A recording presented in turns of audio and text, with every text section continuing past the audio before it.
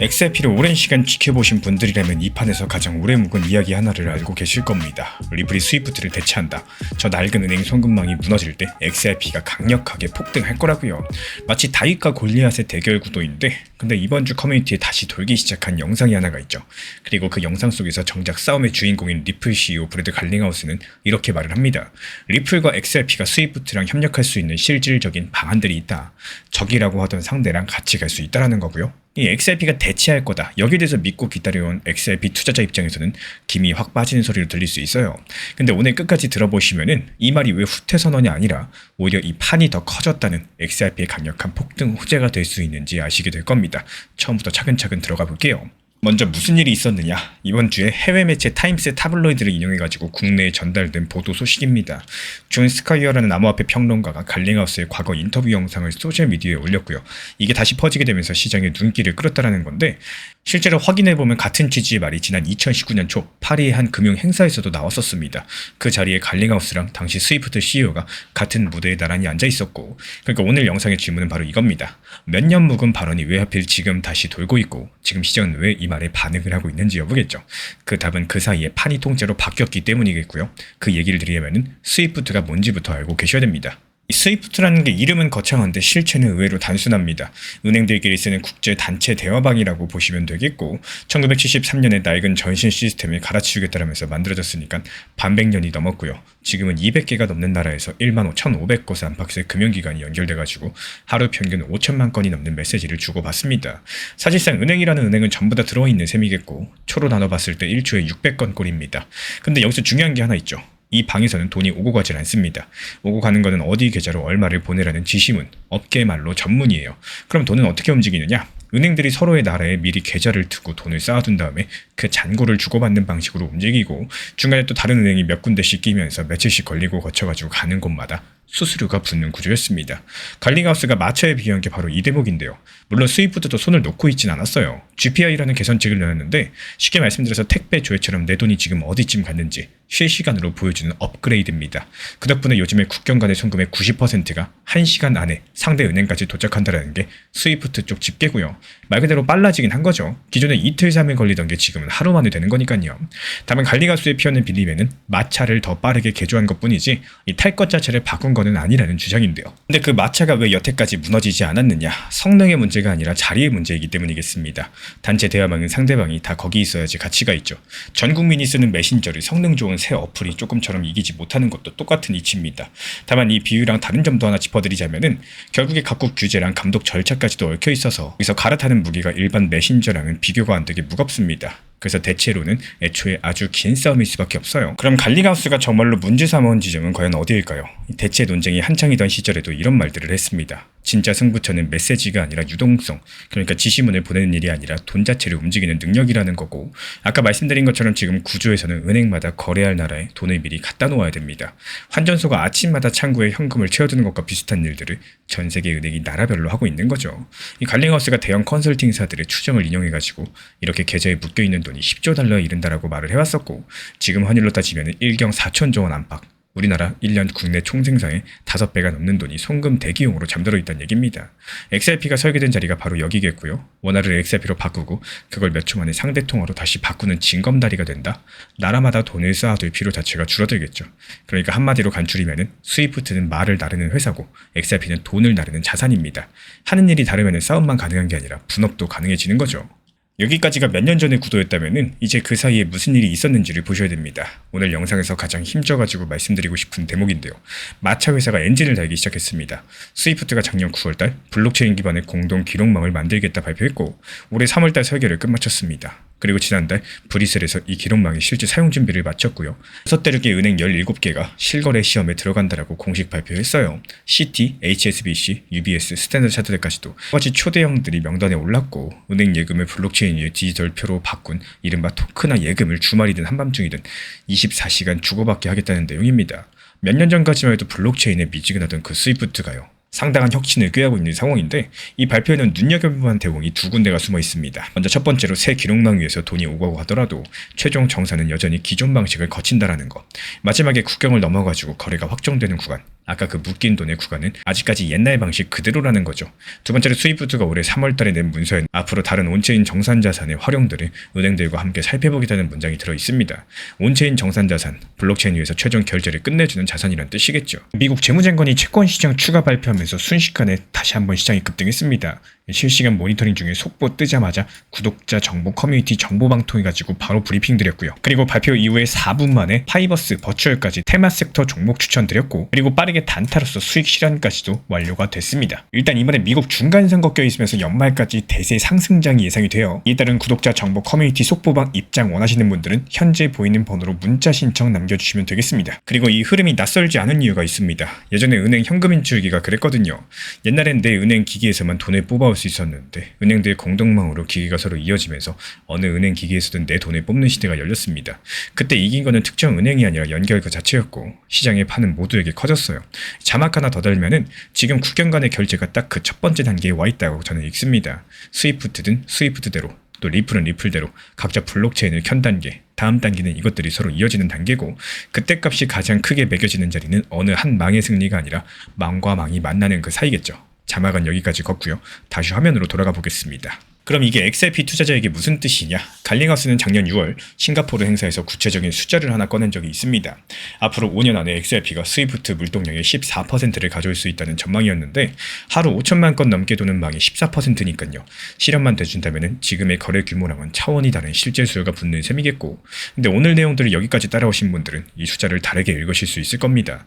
저 14%는 스위프트를 무너뜨려야지 나오는 숫자가 아니라 스위프트라는 대화방은 그대로 둔 채로 돈이 건너가는 구간만 갈아 끼워도 나올 수 있는 숫자라는 거. 대체 서사에서는 스위프트가 져야 XRP가 이겼습니다. 접속 서사에서는 스위프트가 커져도 XRP가 이길 수 있습니다. 협력이라는 단어가 후퇴가 아니라 확장인 이유가 바로 여기에 있고요. 지난주에만 업비트에서 48% 넘게 뛰면서 요즘 2,000원 언저리까지 올라와 있는 XRP가 한 번 더 크게 움직일 재료가 있다면 그건 아마 차트가 아니라 이런 문서들 쪽에서 나오게 될 겁니다. 그래서 앞으로 향후 1년 안에 리플과 스위프트 사이에 문서로 남는 저점이 처음에 등장하는지 저는 이걸 이 서사의 첫 번째 시험대로 봅니다. 공동 실험 참여든 상호 연동 발표든 표준 작업의 한 줄이든 형태는 여러 가지일 수 있겠고요. 근거는 세 가지입니다. 스위프트가 이미 블록체인을 실가동하면서 접점의 기반을 깔았고요. 그 스위프트가 온체인 정산자산을 은행들과 함께 살펴보겠다고 스스로 적어뒀고요. 리플 쪽에서도 대체해서 공존으로 말의 방향성을 옮겨온 이력들이 쌓여있기 때문이겠습니다. 이번 주 시장을 움직인 거는 새 발표가 아니라 옛 발언의 재조명이었고, 그 발언이 지금 힘을 얻고 있는 이유는 스위프트 스스로 블록체인판으로 건너왔기 때문입니다. 근데 그 새 판에서도 돈이 최종적으로 국경을 넘는 구간은 비어있고요. 스위프트는 그 구간에 쓸 온체인 정산자산의 가능성을 문서로 열어뒀습니다. 그래서 XRP의 큰 승부수는 이 스위프트를 이기는 데 있는 게 아니라 두 망이 이어질 때 그 사이를 건너는 징검다리가 되는 데 있겠고, 그럼 우리 구독자분들께 질문 하나 남기겠습니다. 어느 쪽이 XRP의 더 큰 미래라고 보시는지, 스위프트가 무너지는 쪽일지 스위프트랑 같이 이어지는 쪽일지 댓글로 여러 가지 의견들 남겨주시고, 리플과 스위프트 두 가지 이름이 한 장의 공식 문서에 나란히 찍히는 첫날 제가 그 문서를 들고 다시 찾아뵙겠습니다. 코인 시장 뉴스를 오랜 시간 보신 분들은 이미 알고 계실 겁니다. 큰 뉴스일수록 방향성이 늘 똑같았었죠. 미국 월가의 큰 돈이 코인 쪽으로 넘어온다는 이야기들, ETF가 승인됐다, 은행이 코인을 맡아주기 시작했다, 연기금이 담기 시작했다, 전부 다 저쪽에서 이쪽으로 건너오는 소식이었고 우리는 언제 얼마에 건너오는지만 세고 있었습니다. 근데 오늘 전해드릴 소식은 화살표가 반대로 그려져 있습니다. 코인 회사가 월가로 건너갔고요. 그것도 월가에서 가장 월가다운 물건, 주식에 손을 댔습니다. 블룸버그가 보도한 내용이고요. 리플이 거느린 기관 전용 중개회사 리플 프라임이 델타1이라는 사업부의 영업을 정식으로 시작을 했습니다. 이제 이 회사의 고객적인 대형 기관들 같은 경우는 미국 개별 주식과 주요 주가지수, 그리고 디지털 자산까지도 전부 다 세 종류를 놓고 토탈 리턴 스왑이라는 거래를 맺을 수 있게 됐습니다. 낯선 말이 연달아 나왔으니까 하나씩 살펴드려 볼게요. 토탈 리턴 스왑부터 한번 보겠습니다. 이 주식을 직접 사면은 명의도 내 것이 되겠지만요, 사는 절차랑 보관, 결제 같은 일이 전부 다 따라옵니다. 스왑은 그걸 생략하는 계약입니다. 주식은 증개회사가 들고 있고요. 나는 그 주식이 낸 성적표, 그러니까 오르내림의 배당 같은 부수입까지를 통째로 주고받기로 약속을 하는 거고, 요즘식으로 따져봤을 때 자동차 구독과도 비슷해요.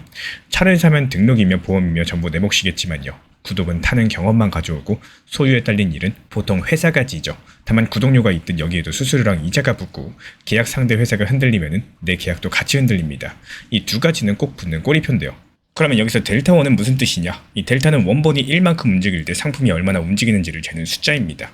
델타가 1이라는 것은 원본과 상품이 한 몸처럼 똑같이 움직인다는 뜻이고, 몸이 한 걸음 가면은 그림자도 정확히 한 걸음 따라오죠. 델타1 부서는 그 그림자만 모아서 파는 곳입니다. 물론 그림자는 공짜지만 이 상품은 아니에요. 손익은 진짜 돈으로 정산이 되는데, 그러니까 한번 추려봤을 때 주식의 명의가 아니라 주식의 성적을 사고 파는 시장이 열렸고, 델타1은 그 성적 장사를 맡은 부서 이름입니다. 근데 이 장사에 나선 회사가 어떤 곳인지를 알아야지 오늘 뉴스의 무게감이 잡히실 텐데요. 리플 프라임은 원래부터 히든 로드라는 회사였고, 헤지펀드 같은 큰 돈을 상대로 대신 사고 팔 자리를 깔아주고, 또 돈을 빌려주고, 산 것을 맡아주고, 셈까지 마무리해주는 도매 중개상입니다. 리플이 작년 10월 이 회사를 1조 7천억 원에 통째로 사들이게 되면서 이름을 지금처럼 바꿨고요. 코인회사가 이런 도매상을 가진 거는 그때가 처음이었습니다. 그 뒤에 10달 동안 차곡차곡 쌓았는데, 작년 11월 달 미국 기관들이 XRP를 포함한 코인 현물을 거래소 밖에서 직접 사고 팔 수 있게 했고, 미 국채를 막고 단기 자금을 굴리는 사업도 키웠습니다. 그리고 지난주에는 담보 없이 채권을 팔아가지고 목돈을 빌려다는 소식들 이전 영상 통해서 말씀을 드렸었죠. 그 당시 공개되지 않았던 조건이 이번에는 드러났고요. 만기 2031년, 이자는 연 8%, 100억을 빌리면 해마다 이자만 8억 원이 넘게 나가는 절대로 저렴한 돈이 아닙니다. 왜 이렇게 비싼 돈까지 빌려가면서 서두를까요? 올해 4월달 미국 신용평가사가 이 회사를 심사한 보고서에 델타1이 처음으로 등장을 하는데, 그때는 계획이라는 단어로 적혀 있었습니다. 그 계획이 5달이 채 안 돼가지고 영업 개시로 바뀌었고, 비싼 이자를 무릅쓴 돈이 들어오자마자 새로운 사업들이 굴러가기 시작한 순서들, 저는 이걸 진심의 증거로 읽습니다. 미국의 한 매체도 같은 대목을 짚었어요. 이 값에 계속 돈을 빌린다면 주식 진출은 진지하다는 뜻이라고요. 그리고 이 시장이 어떤 판일까요? 델타1과 주식 도매 중개는 원래 골드만삭스나 모건 스탠리 같은 대형 투자은행 주식 부문의 대표 밥벌입니다. 이 골드만의 시장 부문이 올해 2분기에 벌어들인 돈만 우리 돈으로 21조 원대고 1년 전보다 53% 늘어났죠. 리플이 이 도매상을 통째로 산 값에 12배가 넘는 돈을 석 달마다 버는 셈입니다. 덩치가 조 단위인 대형 헤지펀드 가운데 61%, 절반을 훌쩍 넘는 수가 이미 골드만 고객이라는 집계도 있는 상황인데요. 이 판의 승부는 결국에 회사 뒤에 서 있는 돈의 크기, 대차 대조표 싸움입니다. 몸집으로 붙으면 이길 수 없는 상대라는 얘기겠죠. 근데 바로 여기에 오늘 뉴스에 알맹이가 있습니다. 리플 프라임이 차리려는 상은 골드만과 같은 상이 아닙니다. 블룸버그 보도가 전한 구상은 주식과 지수, 디지털 자산을 한데 아우르는 통합 거래 채널입니다. 풀어가지고 말씀드리자면은 한 고객이 주식 성적을 받는 수업과 코인 현물, 코인 선물까지 전부 다 같은 증거금 계좌 안에서 굴릴 수 있게 하겠다는 거고, 골드만 계좌에 코인 현물을 넣기도 어렵고요. 코인 거래소 계좌에 미국 주식을 넣기도 어렵습니다. 이 두 가지 세계를 한 계좌에 담아주는 것은 지금 사실상 이 회사 하나인데요. 고객층의 결도 달라요.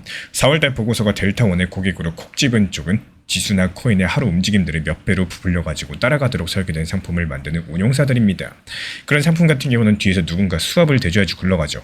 코인 값을 따라가는 그런 상품이 미국에 줄줄이 상장되는 요즘 이 시점, 그 계약 상대 자리에 코인을 가장 잘 알고 있는 도매상이 앉겠다라고 손을 들고 있는 셈입니다. 어느 운용사랑 계약했는지는 아직까지 공개된 게 없는 상황인데요.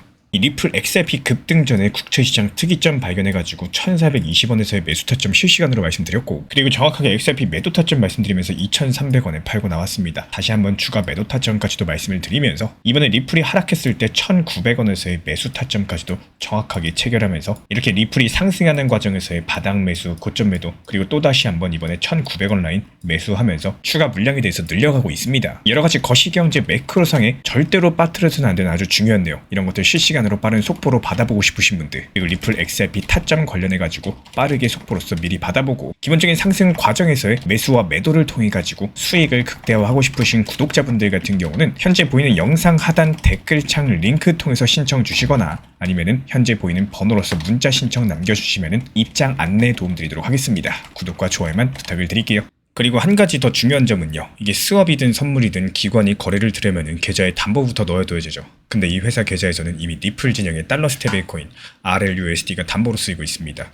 지난달 이 회사 경영진이 인터뷰에서 밝힌 바로는 RLUSD를 담보로 낼 때 그 값을 한 푼도 깎지 않고 그대로 인정해준다라고 해요. 여기서 다시 주방 쪽 이야기 한 문단입니다. 이 주식의 그림자를 사고 파는 계좌가 커질수록 그 계좌에 미리 넣어둘 담보의 수요도 같이 큽니다. 그 담보 노릇을 코인 진영 자산이 하고 있고, 같은 계좌 안에는 XRP 현물 거래대가 이미 깔려 있습니다.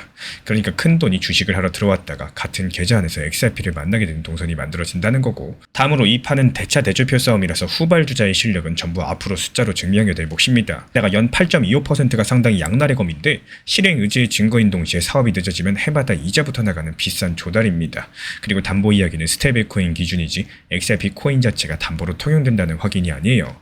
연말까지의 델타원의 첫 번째 계약 상대랑 거래 실적이 증명으로 보도되고 이 계좌의 담보 목록에 코인 계열 자산이 계속해서 이름을 올리게 된다.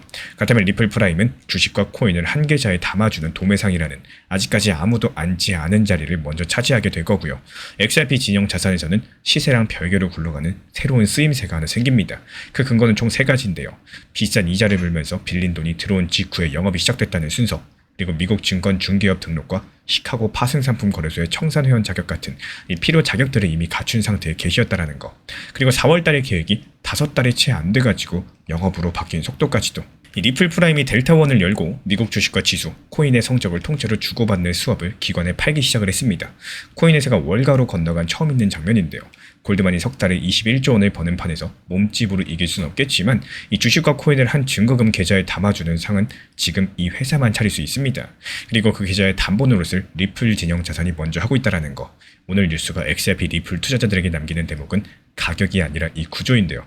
우리 구독자분들은 어느 쪽으로 보시나요? 골드만 안방에 뛰어든 무리수인지, 골드만이 차릴 수 없는 계좌를 파는 다른 장사인지 댓글로 생각들 남겨주시고, 이 델타원의 첫 번째 계약 상대가 실명으로 보도가 되는 날 그 이름을 들고 다시 찾아뵙도록 하겠습니다. 무역 전쟁이라는 말을 들으면 머릿속에 자동으로 그려지는 대진표가 있죠. 왼쪽에 미국, 오른쪽에 중국. 지난 몇 년 내내 우리는 그렇게 배워왔었고, 실제로 작년 당시 미중 패권 전쟁 때문에 이 무역 전쟁 발발하면서 암호화폐 시장이 강력한 폭락을 했었죠.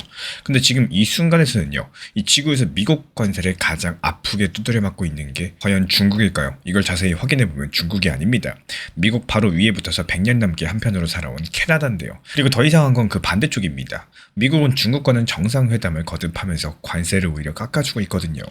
적과는 악수하고 오랜 친구는 몰아세우는 장면. 오늘은 이 뒤집혀버린 대진표 하나만 끝까지 파보도록 하겠습니다. 그리고 이번 이야기의 끝에서 제가 왜 이 장면을 XRP로 끌고 가는지 그 연결고리까지 보여드리도록 하겠습니다. 미국과 캐나다의 무역 협상이 깨졌죠. 그리고 몇 시간 뒤인 토요일 미국은 캐나다 물건 약 200억 달러치, 우리 돈으로 28조 원 규모의 50% 관세를 발효시켰습니다.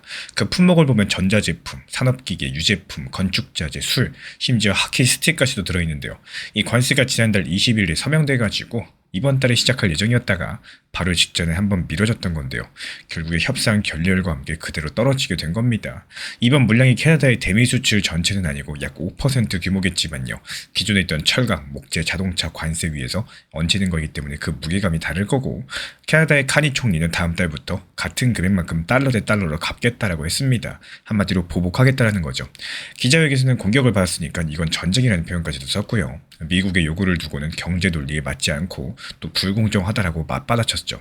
반대로 미국 쪽은 최고 수준의 대우를 제안을 했는데 캐나다가 막판에 새로운 요구를 들고 나오면서 말을 바꿨다라고 주장을 하고 있어요. 서로 말이 다른 상황. 그리고 이번 주에 트럼프 대통령이 한 발 더 나갔습니다. 내년 1월부터는 캐나다산 자동차, 부품, 그리고 철강 관세에 대해서 50%를 올리겠다라고 발표를 했고, 대신에 미국에서 만들면 관세는 제로다라고 말을 했는데요. 그리고 캐나다가 필요 없고 이제 캐나다가 우리를 필요한다라고까지도 말을 했습니다. 그래서 여기까지만 보면은 그냥 사나운 이웃싸움 같습니다. 근데 같은 달력 위에서 중국 쪽을 보면은 그림이 이상해져요. 미국과 중국은 작년 10월 말 부산에서 정상회담을 하고 1년짜리 휴전에 들어갔죠. 미국은 중국산에 물던 관세를 57에서 47%로 내렸고, 중국은 첨단 제품에 꼭 들어가는 희귀광물, 히토리의 수출 통제를 1년 동안 미뤘습니다. 올해 5월 달에는 트럼프 측에서 직접 베이징까지도 가가지고 관세를 더 내리는 방향성의 합의까지도 쌓았고요. 그 무렵 미국의 대중 평균 관세가 40% 밑으로 내려왔다는 집계까지도 나왔는데요.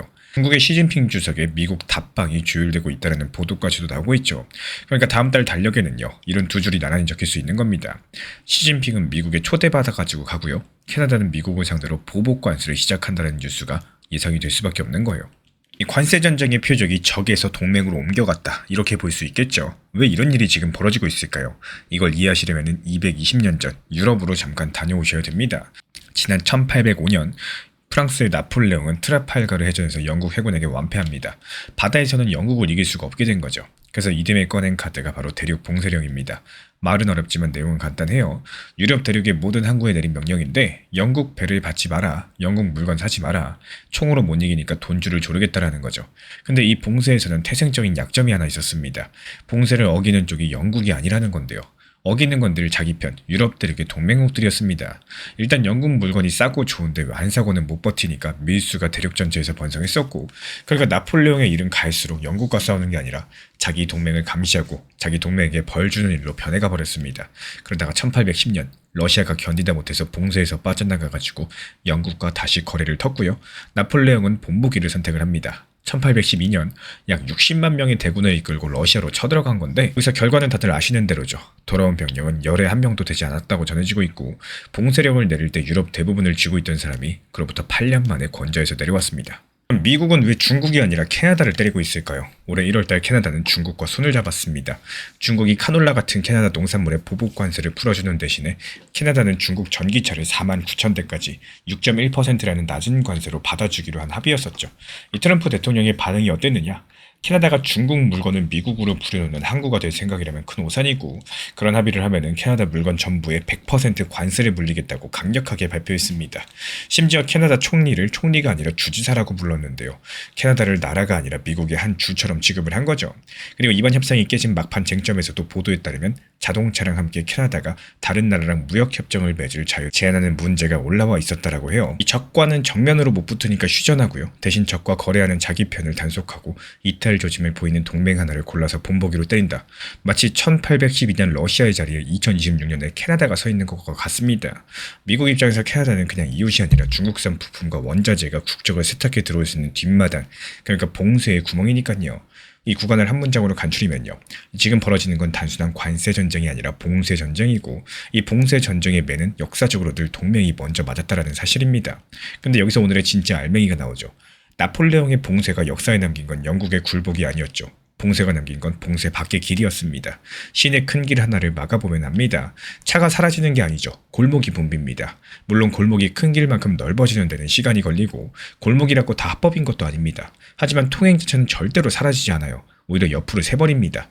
그 시절에는 그 새길이 밀수망이었었죠. 그럼 오늘의 봉쇄가 키우고 있는 새길은 뭘까요? 저는 물건의 길이 아니라 돈의 길이라고 보고 있어요. 결국에 관세든 봉쇄든 종이에 적는 건 쉽습니다. 어려운 건 집행입니다. 국적 세탁을 잡으려면 컨테이너를 일일이 열어볼 수는 없고, 결국 돈의 흐름과 서류를 봐야 돼요. 그래서 무역전쟁은 시간이 갈수록 반드시 금융전쟁으로 변화됐는데, 달러 결제망과 은행 데이터가 단속 도구가 된다는 거죠. 그럼 단속당하는 쪽에서는 어떤 생각이 들까요? 미국의 손이 닿는 결제왕 위에 내 돈줄을 전부 올려두는 게 과연 안전할까? 실제로 캐나다의 카니 총리는 올해 초 다보스에서 미국이 이끌어온 국제질서는 끝났다라는 취지로 공개 발표를 했습니다.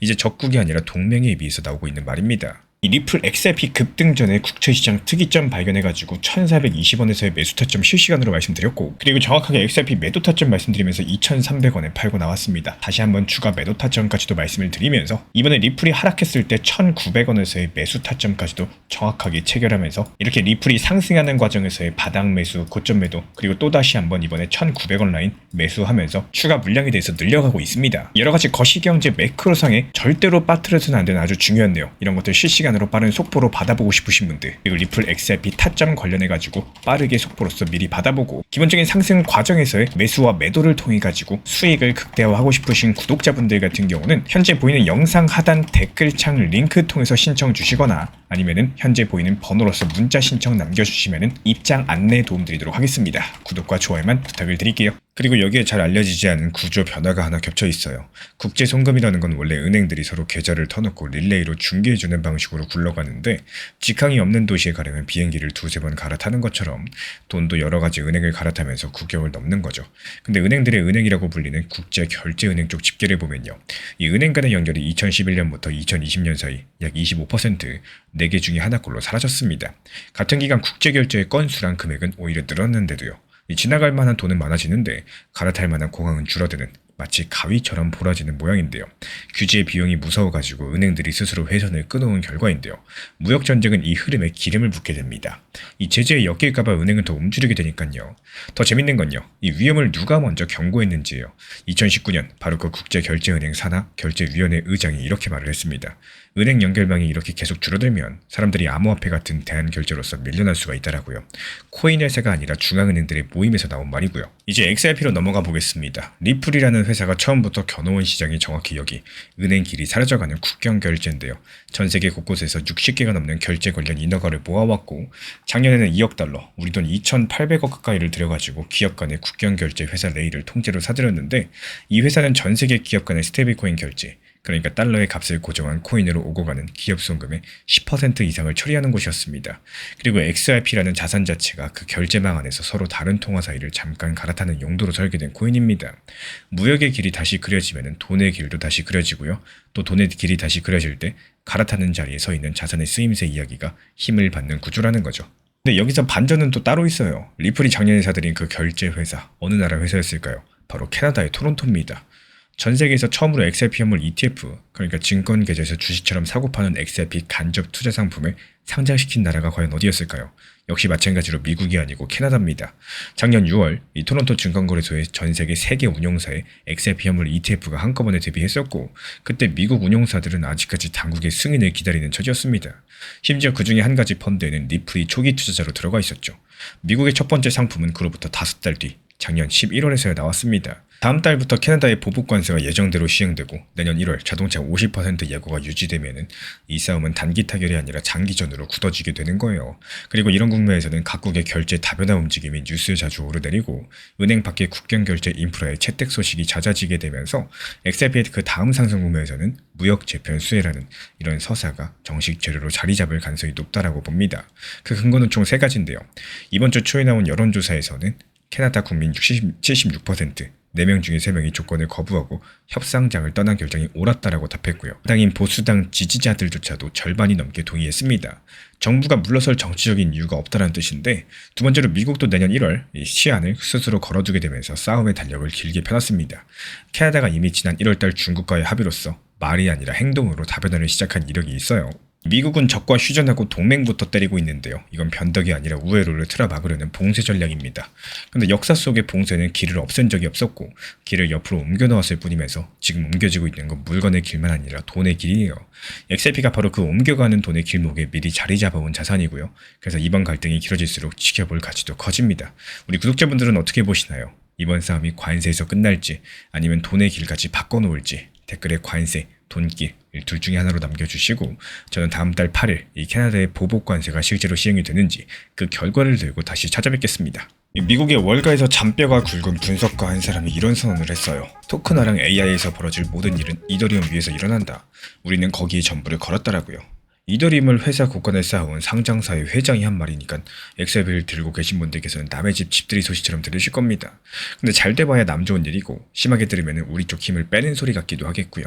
솔직히 저도 처음에 그렇게 넘기려고 했었습니다. 근데 이 발언이 깔고 앉은 숫자, 그러니까 토큰화라는 시장이 앞으로 얼마나 커진다는 건지 그 근거의 출처를 따라가 봤는데 저기서 도착한 곳이 바로 뜻밖에도 낯익은 이름이었습니다. 그 숫자를 세상에 처음 크게 적어낸 회사 바로 리플인데요. 그래서 오늘은 남의 집들이인 줄 알았던 이 뉴스가 왜 절반은 우리의 이야기인지 그리고 지난 6달 동안 돈이 실제로 어느 도시로 이사하고 있었는지까지 처음 듣는 분 기준으로 차근차근 풀어드려 보도록 하겠습니다. 먼저 무슨 일이 있었느냐? 이 발언의 주인공은 톰 리입니다. 월가 리서치 회사 펀드 스트레스를 세운 공동 창업자고요. 지금은 비트마인이라는 상장사의 회장을 맡고 있는 인물입니다. 최근에 뱅크리스라는 암호화폐 방송에 나와서 앞으로 10년 안에 토큰화, 인공지능 AI 승부는 이더리움에서 난다라고 우리는 거기에 전부를 베팅하고 있다라고 말을 했고 이 발언이 이번 주 국내까지도 퍼졌습니다. 여기서 배경 한 가지를 깔고 가자면은 비트마인이 어떤 회사냐? 회사 고가는 현금 대신 이더리움으로 채우는 상장사입니다. 비트코인으로 이 전략을 가장 크게 한 회사가 바로 스트레치즈라면요. 이더리움 반이 바로 비트마인인 거고 작년 여름부터 60번이 넘는 줄을 한 주도 거르지 않고 계속해서 이더리움을 사모았었고요. 지금은 580만 개 넘게 들고 있습니다. 세상에 풀린 이더리움 100개 가운데 5개 꼴로 돈으로는 15조 원 안팎이고 상장사 단일 보유로는 전 세계에서 가장 많은 수량입니다. 그러니까 이건 방송용 인사치레 정도가 아니라 지금 회사의 명운을 통째로 얹어놓고 하는 말이기 때문에 말의 무게가 다른 이유가 바로 여기에 있겠죠. 그렇다면 그 베팅이 성립하려면 뭐가 필요할까요? 토크나라는 땅이 정말로 커져야 됩니다. 토크나가 말이 조금 어렵게 들리실 텐데 바로 우리말로 바꾸면 이렇습니다. 주식이나 채권, 부동산 같은 자산의 명의를 블록체인이라는 온라인 등기소에 옮겨 적어서 24시간 언제든지 잘게 쪼개가지고 사고 팔 수 있게 만드는 일인데요. 다만 나라가 운영하는 등기소가 아니라 전 세계 컴퓨터들이 나눠 만든 등기소라는 점이 다르고, 그래서 감독 규칙을 어떻게 붙일지를 두고 각국이 지금 법을 만드는 중입니다. 그 땅값이 얼마나 오른다는 걸까요? 작년 봄에 나온 보고서 하나가 이 판의 기준처럼 인용이 되는데, 토크나 시장이 2025년 830조 원 규모에서 2033년 18조 9천억 달러, 우리 돈으로 2경 6천조 원 안팎까지 간다라는 전망이에요. 8년 만에 30배 남짓으로서 미국이 한 해 만들어내는 국내 총생산과 견줘도 3분의 2 언저리에 이르는 크기입니다. 그리고 여기서 오늘의 반전 하나가 나오는데요. 이 보고서를 세계적인 컨설팅사 BCG랑 함께 쓴 회사가 바로 리플이고, 이 톰 리가 전부를 걸겠다는 그 땅의 감정평가서, 그 원본에 리플의 이름이 박혀 있다라는 거죠. 이 톰 리 측에서는요, 이더리움에 걸기 전에 먼저 토크나라는 땅값이 뛴다는 감정가에 걸었고, 그 감정가를 처음에 크게 매긴 쪽이 바로 리플이다. 그럼 전망 말고 실제 돈은 지금 어디로 움직여 있을까요? 여기서부터는 제 말이 아니라 등기부에 오른 것만 살펴보겠습니다. 온체인 토크나 자산들 집계하는 RWA.XYZ 이 기준으로 봤을 때 쌓여있는 총 잔액은요, 이더리움이 23조 원대로서 압도적인 1위고, 점유율로 따지자면 절반 언저리입니다. 리플 레저는 6조 원 남짓으로 5위에서 6위 사이고요. 총량만 보시면은 이 톰리의 말이 그럴듯해 보이고, 근데 최근에 6달 동안 새로 들어온 돈, 그러니까 돈의 전입 신고만 떼어보면 순서가 뒤집힙니다. 이 기간 리플 레저에는 3조 6천억 정도 규모가 새로 들어와서 전체 체인 가운데 2등이었고, 1등은 BNB 체인이었습니다. 같은 기간 이더리움에 새로 들어온 돈은 5,900억이었고요. 리플 레저 쪽이 6배가량 많았습니다. 비유드리자면 전체 인구는 서울이 압도적이겠지만 요즘에 이사 들어오는 사람 숫자는 신도시가 더 많은 그림이라는 거죠. 물론 이사 속도가 빠르다고 도시 크기가 곧 뒤집힌다는 뜻은 아닙니다. 출발점이 작으면 배율은 쉽게 커지니까요. 실제로 리플 레저 위의 토크나 자산들은 작년 1월까지만 해도 1,000억 원 남짓이었다가 1년 반 사이 60배 가까이 불어난 거기 때문에 어리다는 사실과 빠르다는 사실이 같이 붙어 있습니다. 이 구간을 갈무리하면 총 잔액의 왕은 여전히 이더리움이겠지만 지난 6달 정도의 속도전에서는 리플 레저가 이더리움을 앞섰다. 이게 바로 등기부에 적힌 그대로입니다. 그래서 XRP 쪽에서 이 뉴스를 읽는 법이 달라지죠. 먼저 암호화폐의 가장 깐깐하던 월가 출신 인물과 상장사가 회사 돈째로 토큰에 들어왔다는 거, 이 테마가 변두리에서 주류로 넘어간다는 신호겠고, 지금 시장의 판이 커진다는 전제 자체가 힘을 받는 거죠. 그리고 그 다음으로 그 커지는 판에서 리플 레저라는 말이 아니라 측정된 속도를 이미 보여주고 있고요. 그리고 리플은 감정평가서만 쓴 게 아니라 그 땅 위에 세간살이를 들이는 중입니다. 기관용 수탁과 중개, 달러 연동 스테이블코인, 기관용 대출 규격 같은 것들, 이달 초에는 리플 레저 기반 인프라 회사 두 곳에 투자했다는 소식도 있어요. 그래서 제가 바라보는 전망은 다가오는 연말까지 온체인 토크나 총액의 증가세가 꺾이지 않으면서 리플 레저가 전입 상위권을 지켜준다면 그 다음 반등 운매에서 기관성 자금이 토크나라는 분류로서 장바구니를 짤 때 XRP가 이더리움 다음 후보군의 윗줄에서 다뤄지는 흐름들이 기대가 됩니다. 저는 이거를 가장 가능성 높게 보고 있는데요. 이 반년 정도의 전입 2위라는 측정된 실적이 있고요. 지금 온체인 토크나 자산의 80%가량이 국채 같은 규제 자산이기 때문에 그 다음 확장 국면은 규제랑 발맞춘 기반을 갖춘 것부터 열리기 쉽겠고, 가장 보수적이던 쪽까지도 공개적으로 베팅에 들어와서 테마 자체가 주류 인증을 받았기 때문입니다. 톰 리랑 비트마인은 이더리움 이전에 토크나가 30배 커진다는 감정가의 회사를 걸었고요. 그 감정평가서의 공저자가 리플이고, 단 반년간의 전입 속도에서는 리플 레저가 이더리움을 앞섰습니다. 다만 총 잔액의 차이랑 한 종목 쏠림 현상, 그리고 토크나의 성장과 XRP 수요 사이의 거리는 아직까지 좁혀지지 않은 채로 등기부에 남아있죠. 그래서 우리 구독자분들께 한번 질문 드립니다. 10년 뒤 토크나라는 도시의 중심은 이더리움 하나로 끝날까요? 아니면 리플 레저가 큰 축으로 올라설 수 있을까요? 댓글로 의견들 남겨주시고, 리플 레저 위에 토크나 자산이 100억 달러, 우리 돈 14조 원 선을 넘는 날, 그날의 도시별 순위표를 들고 다시 찾아뵙도록 하겠습니다. 지금부터 상당히 중요합니다. 이거 집중해서 들어주셔야 돼요. 지금 많은 분들께서 리플 XRP 급등 나오니까 어떻죠? 지금 매도해야 되나 아니면 더 보유해야 되나, 이 두 가지에 대해서 망설이고 어떻게 해야 될지 이 방법 자체를 모르고 고민하고 문의 주시는 분들이 정말 많아졌습니다. 근데 이 내용 자체가 제가 영상 통해서 매번 말씀을 드리고 있는 내용임에도 불구하고 이 문의를 주고 계신 분들이 많이 계세요. 그래서 다시 한번 강조를 드려보도록 하겠습니다. 먼저 첫 번째, 이 메인 비중에 대해서는요, 이 장기적으로 보면서도 일부 비중은 단기 고점 그리고 단기 저점에 대해서 잘 살려나갈 수 있는 원칙 매매 활용하셔라 말씀드려요. 여기서 만약에 나는 바쁘고 신경 쓰기 싫고 이 투자 심리 흔들리기 싫다, 이런 분들의 공통점 자체가 궁금하고 답답해가지고 업비트 빗썸을 매일매일 거의 뭐 10분 5분 단위로 계속해서 보고 있는데, 지금 사실상 팔기 아까워가지고 이게 바쁘고 신경 쓰기가 싫은 거지, 단기 고점에 목표가 걸어놓으세요. 그리고 단기 저점에 매수 타점 걸어놓는 거, 이거 1분도 안 걸립니다. 쉽게 설명드리지만 이 리플 정보방에서도 이렇게 안내를 도움드리고 있는데요. 그래서 여기에 대해서 우리 구독자분들 정말 쉽게 리플 정보방 통해서 안내 도움드리고 있는 상황이죠. 실제로 리플 XRP의 순간적인 급등이 나온 순간 이 구간 전에 2,300원이라는 단기 고점에 대한 목표가를 미리미리 말씀을 드렸습니다. 기본적인 리플 XRP 차트, 기술력 발표, 여러가지 호재들, 그리고 심리적인 고점 부근 구간에 이렇게 매도를 미리 걸어놓은 이유는요, 상승이라는 파도가 찾아오면 그 다음은 주춤할 거고, 또 내려오는 이 하락 구간이라는 게 반드시 존재하고 있기 때문입니다. 그리고 이런 것들은 예상할 수가 있기 때문이에요. 8월 22일 어땠습니까? 2,300원 단기 고점에서 목표가 정확하게 실현하면서 보시는 것처럼 분할 매도에 성공을 했습니다. 그리고 여기서 추가적인 상승 구간이 나올 때마다 어땠죠? 다시 한번 또 매수 진입을 하게 되는 건데요. 2,300원 라인에서 팔고 나와가지고 다시 리플 XRP가 하락했었죠. 그때 2,100원에 미리미리 매수하셔라, 이 지정가 매수를 통해서 걸어놨습니다. 그러면은 업비트 차트 볼 필요 있어요, 없어요? 없죠. 어렵게 생각하시면은 끝도 없이 어려워지는 시장이고, 그냥 내가 단순하게 생각하시면은 정말로 신경 안 써도 되고 투자 심리 흔들릴 필요가 없는, 그냥 계속 수익 볼 수 있는 정말 좋은 시장입니다. 몰빵으로 리플 들어가고 내가 들어가 있는 시간이 아깝고 매수했던 매수 가격이 높다, 뭐 그렇다고 해가지고 이런 것들을 기준으로 삼아버린다? 그렇다면 어떻게 될까요?